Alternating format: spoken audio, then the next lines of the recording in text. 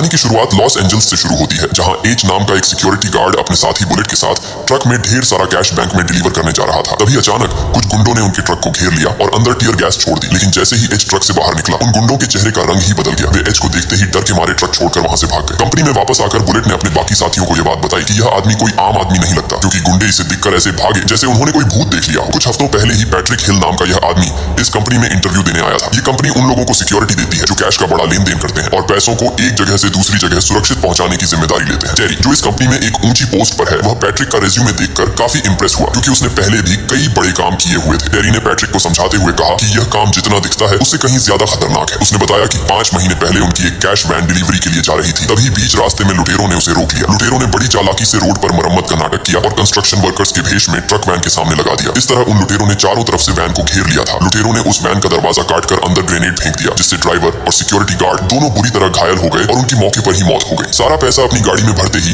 वे चोर वहां से गायब हो गए। ये सब बताने के बाद टेरी ने पैट्रिक से पूछा कि क्या वह अब भी यह नौकरी करना चाहता है। पैट्रिक ने बिना किसी हिचकिचाहट के हाँ कर दी। तभी वहां बुलेट आया और उसने पैट्रिक से कहा कि यहाँ तुम्हारा नाम सिर्फ एच होगा और किसी को भी अपना असली नाम बताने की जरूरत नहीं है। इसके बाद एच की 60 घंटे की कड़ी ट्रेनिंग शुरू हुई। नियम यह था कि नौकरी ज्वाइन करने के लिए कम से कम 70% स्कोर करना जरूरी था। एच ने सभी टेस्ट दिए, लेकिन उसने हर टेस्ट में जानबूझकर सिर्फ उतना ही स्कोर किया जितना पास होने के लिए चाहिए था। शूटिंग टेस्ट के दौरान उसकी गोलियां बिल्कुल बाहर वाली रिंग पर लगी, मानो वह जानबूझकर निशाना खराब कर रहा हो ताकि बस पासिंग मार्क्स ही आए। ड्राइविंग टेस्ट में भी उसने आखिर में रिवर्स करते वक्त जानबूझकर उसे कुछ बक्सों में ठोक दिया। आखिरकार उसने 17% का स्कोर कर लिया और उसे नौकरी मिल गई। उसके बाद बुलेट ने एच को अपनी टीम से मिलवाया, जिसका नाम फार्मूला 1 था। ये लोग अजीबोगरीब कोड नेम इसलिए इस्तेमाल करते थे ताकि कोई एक दूसरे की असली पहचान न जान सके और कोई दुश्मन इनकी कमजोरी न पकड़ सके। इसके बाद एच को उसके हथियार सौंप दिए गए और उसका काम शुरू हो गया। एक दिन डेव और उसका साथी जॉन एक बहुत बड़े कैश पैकेज को ले जाने की तैयारी कर रहे थे। बुलेट भी उनके साथ जाने वाला था, लेकिन उसने ऐन वक्त पर जॉन की जगह एच को अपने साथ ले लिया। डेव ने एच को डराने की कोशिश की कि यह नौकरी बहुत ज्यादा खतरनाक है, जिस पर एच ने बड़ी शांति से जवाब दिया कि जितनी भी खतरनाक हो वह देख लेगा। अब ये तीनों ट्रक में बैठकर पैसों की डिलीवरी के लिए निकल पड़े। रास्ते में बातों बातों में डेव ने बताया कि 5 महीने पहले जिस ट्रक में डकैती हुई थी उस दिन उसी की ड्यूटी थी, लेकिन किस्मत से उसने छुट्टी ले ली थी, जिसकी वजह से उसकी जान बच गई, वरना आज वह वहां जिंदा न बैठा होता। ये सुनते ही एच ने तुरंत सवाल किया कि तुमने आखिर छुट्टी क्यों ली थी। दरअसल एच को पूरा शक था कि उस लूट में जरूर कंपनी के ही किसी अंदर के आदमी का हाथ था। डेव ने चिढ़ते हुए जवाब दिया कि पुलिस भी मुझसे यही सवाल पूछ चुकी है।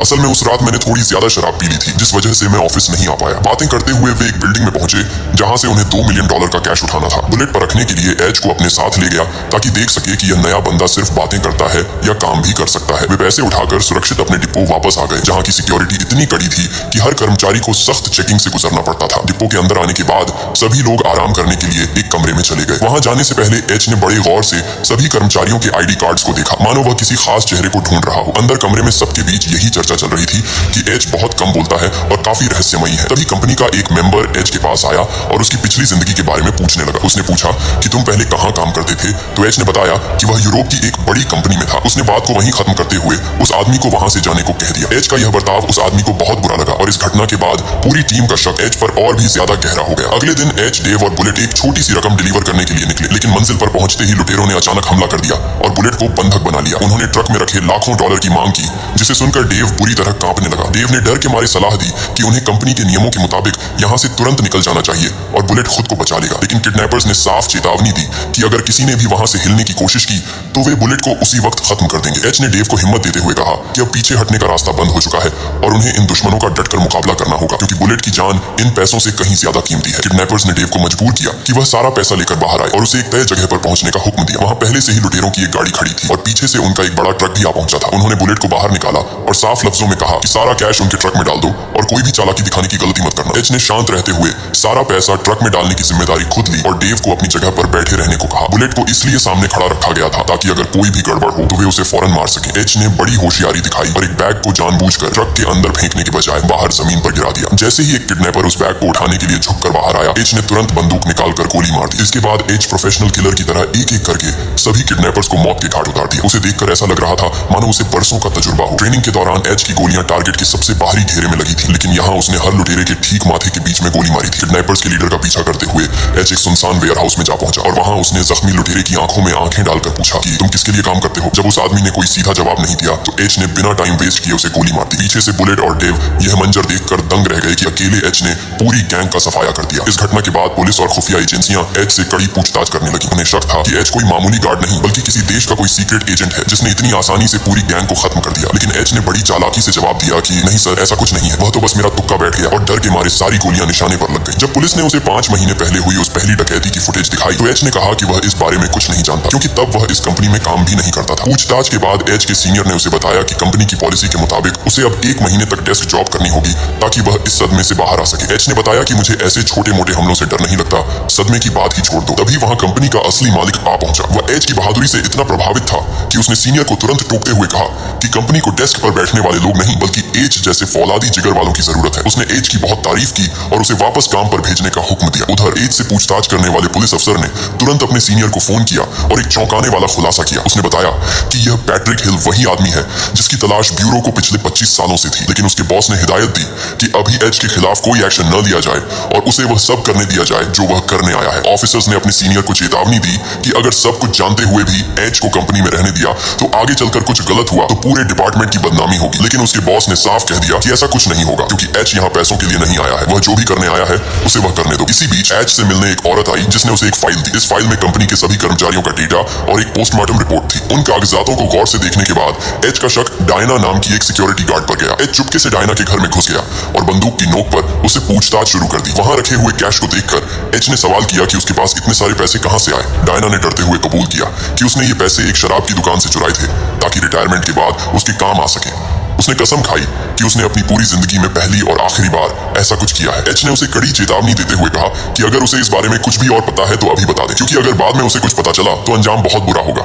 डायना के इनकार करने पर एच उसे वार्निंग देकर वहां से निकल गया। इसके बाद कहानी 5 महीने पीछे जाती है, जहां एच अपने बेटे डगी के साथ कहीं जा रहा था। तभी उसे माइक नाम के एक आदमी का फोन आया। माइक वही शख्स था जो कुछ समय पहले कैश ट्रक लूटने आया था और एच को देखते ही भाग गया था। दरअसल माइक वर्टिको कंपनी के एक ट्रक की लोकेशन का पता लगाना चाहता था। माइक ने पहले इस काम के लिए किसी और को भेजा था, लेकिन रास्ते में उसका एक्सीडेंट हो गया, इसलिए अब यह काम एच को सौंपा गया। एच और उसका बेटा गाड़ी में बैठकर फर्टिको के डिपो पहुंचे। अपने बेटे को गाड़ी में ही छोड़कर एच खाना लेने के बहाने बाहर निकला ताकि ट्रक पर नजर रख सके। एच का काम बस इतना था कि वह माइक को खबर दे कि ट्रक दाएं वाले रास्ते से निकलेगा या बाएं वाले से। माइक को लोकेशन बताने के बाद एच ने फोन काटा और खाना लेकर वापस अपने बेटे के पास चला गया। तभी फर्टिको का वह ट्रक जैसे ही एक ब्रिज के नीचे पहुंचा जहां एच की गाड़ी भी खड़ी थी, अचानक लुटेरों ने उस पर हमला कर दिया। लुटेरे ट्रक से सारा कैश लूटकर भागने ही वाले थे। तभी उनकी नजर एच के बेटे पर पड़ गई। उसने इस चोरी को अपनी आंखों से देखा था, इसलिए अब वह इसका इकलौता गवाह था। सबूत मिटाने के लिए एक बेरहम लुटेरा गाड़ी के पास गया और एच के बेटे गाड़ी से बाहर निकालकर रास्ते पर लेटा दिया। उसके बाद उसे गोली मारकर मौत के घाट उतार दिया। एच अपने बेटे को बचाने के लिए भागा, लेकिन तभी लुटेरों ने उस पर गोलियों की बौछार कर दी। एच बुरी तरह घायल होकर वहीं गिर पड़ा, लेकिन बेहोश होने से पहले उसने उस कातिल का चेहरा साफ देख लिया था। इस खौफनाक हादसे में एच की जान तो बच गई, पर उसने अपने मासूम बेटे को हमेशा के लिए खो दिया। एच की पत्नी ने इस मौत का जिम्मेदार उसे ही ठहराया। यहाँ खुलासा होता है कि एच दरअसल एक बहुत बड़ी क्रिमिनल गैंग का लीडर है और जिन लोगों ने उसके बेटे को मारा वे किसी दूसरी गैंग के सदस्य थे। बेटे की मौत के गम में एच की पत्नी उसे हमेशा के लिए छोड़कर चली गई। इसके बाद एच ने अपनी पूरी गैंग को उन कातिलों को ढूंढने के लिए लगा दिया। एच के आदमियों ने शहर की हर छोटी बड़ी गैंग को पकड़कर उन्हें खत्म करना शुरू कर दिया ताकि उस असली लुटेरों का पता चल सके, लेकिन काफी कोशिशों के बाद भी कुछ हाथ नहीं लगा। जब कोई रास्ता नहीं सूझा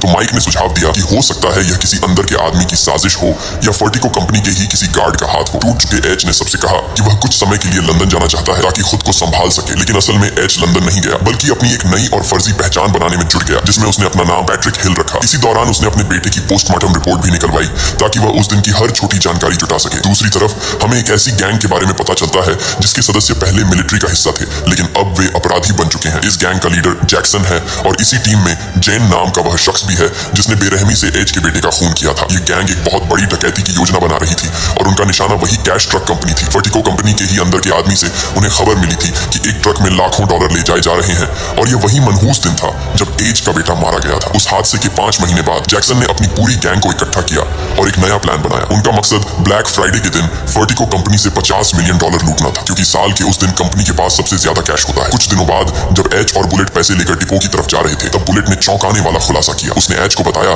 कि असल में वही वह गद्दार है जो लुटेरों को अंदर की सारी खबरें पहुंचा रहा है। बुलेट काफी समय से जैक्सन की गैंग के लिए काम कर रहा था ताकि सही वक्त आने पर कंपनी को बड़ा छूना लगाया जा सके। बुलेट ने एच को लालच देते हुए अपने साथ मिलने को कहा और वादा किया कि वह उसे मालामाल कर देगा। एच, जो लंबे समय से इसी मौके की तलाश में था, तुरंत तैयार हो गया। बुलेट ने ट्रक को एक गुप्त जगह पर रोक दिया जहां पहले से तैयार कुछ लुटेरे चुपके से ट्रक के अंदर छिपकर बैठ गए। इसके बाद एच और बुलेट ट्रक को लेकर डिपो के अंदर दाखिल हो गए। ट्रक के रुकते ही अंदर छिपे लुटेरे तुरंत बाहर निकले और वहां मौजूद सभी सिक्योरिटी गार्ड्स और ऑफिसर्स को बंधक बना लिया। लेकिन इसी अफरा तफरी के बीच एक निडर गार्ड ने इमरजेंसी अलार्म बजा दिया, जिससे पुलिस को टिप्पो में हो रही डकैती की खबर मिल गई। अलार्म बजते ही बाकी गार्ड्स ने भी हिम्मत दिखाई और लुटेरों पर हमला बोल दिया। लेकिन जैक्सन की गैंग मिलिट्री ट्रेनिंग वाली थी और उन्होंने बुलेट प्रूफ जैकेट पहनी हुई थी, जिसकी वजह से वे गार्ड्स पर हावी हो गए। एज को पहले ही बंधक बनाकर एक तरफ डाल दिया गया था, लेकिन सही मौका देखते ही उसने अपनी जंजीरें तोड़ी और लुटेरों पर टूट पड़ा। उसने एक लुटेरे को मारकर उसका बुलेट प्रूफ आर्मर पहन लिया और उन्हीं के भेस में गैंग का हिस्सा बनकर बाहर निकल आया। इसी बीच बुलेट ने अपना असली चेहरा दिखाया और बिना रहम किए डेव और डायना को गोली मारकर मौत के घाट उतार दिया। अब जैक्सन की उस पूरी गैंग में से सिर्फ जैक्सन, बुलेट और जेन ही जिंदा बचे थे। लेकिन क्रॉस फायरिंग के दौरान जैक्सन को भी गोली लग गई थी और वह बुरी तरह जख्मी हो चुका था। ये तीनों किसी तरह पैसों से भरा ट्रक लेकर डिपो से बाहर निकले और पुलिस की नाकाबंदी को चीरते हुए एक पुराने गैराज में जा पहुंचे। उस गैराज के नीचे खुफिया अंडरग्राउंड सुरंगें बनी हुई थी, जहां से भागना आसान था। जैक्सन की हालत बहुत खराब थी और उसे शक होने लगा था कि जेन उन दोनों को मारकर सारा पैसा अकेले हड़पना चाहता है। जैसे ही जैक्सन ने जेन पर बंदूक तानने की कोशिश की, जेन ने फटाफट उसकी बंदूक छीन ली और बड़ी बेरहमी से जैक्सन का गला काट दिया। अब जेन और बुलेट सारा पैसा लेकर सुरंग के रास्ते अपनी बाइक्स पर एक गुप्त ठिकाने पर पहुंचे, जहां पहले से ही उनकी गाड़ी खड़ी थी। दोनों ने मिलकर सारा कैश गाड़ी में लोड किया, लेकिन उन दोनों के मन में लालच आ चुका था। इससे पहले कि बुलेट अपनी बंदूक निकालकर जेन को मारता, उससे पहले ही जेन ने बुलेट को गोली मारकर वहीं ढेर कर दिया। उसके बाद जेन सारा पैसा लेकर सुरंग के जरिए सुरक्षित बाहर निकल गया। जेन अपने आलीशान फ्लैट पर पहुंचकर आराम कर रहा था। जैसे ही वह नहाकर बाथरूम से बाहर आया, तभी उसे पैसों से भरे बैग्स के बीच रखे एक फोन की घंटी सुनाई दी। जेन ने जैसे ही फोन उठाया, उसके होश उड़ गए, क्योंकि सामने एच खड़ा था। दरअसल ये एच की एक सोची समझी चाल थी, ताकि वह जेन की लोकेशन का पता लगा सके। एच ने कहा कि जिस बच्चे को तुमने उस दिन ब्रिज के नीचे मारा था, वह मेरा बेटा था। एच ने उसे अपने बेटे की पोस्टमार्टम रिपोर्ट दिखाई, जिसमें साफ लिखा था कि गोलियों से इंटरनल ऑर्गन्स के फटने की वजह से उसके बेटे की मौत हुई थी। एच ने अपनी बंदूक निकाली और जेन के शरीर पर ठीक उन्हीं जगहों पर गोलियां मारी जहां उसके बेटे को लगी थी। जेन की तड़प तड़प कर मौत हो गई और एच ने अपना बदला पूरा कर लिया। इसके बाद एच फ्लैट से बाहर आया, जहां FBI का चीफ पहले से उसका इंतजार कर रहा था। एच ने सारा लूटा हुआ पैसा FBI के हवाले कर दिया और अपनी गाड़ी में बैठकर खामोशी से वहां से निकल गया। तो दोस्तों, वीडियो कैसी लगी कमेंट में जरूर बताएं और चैनल को सब्सक्राइब करना ना भूलें। मिलते हैं अगली वीडियो में, तब तक के लिए गुड बाय।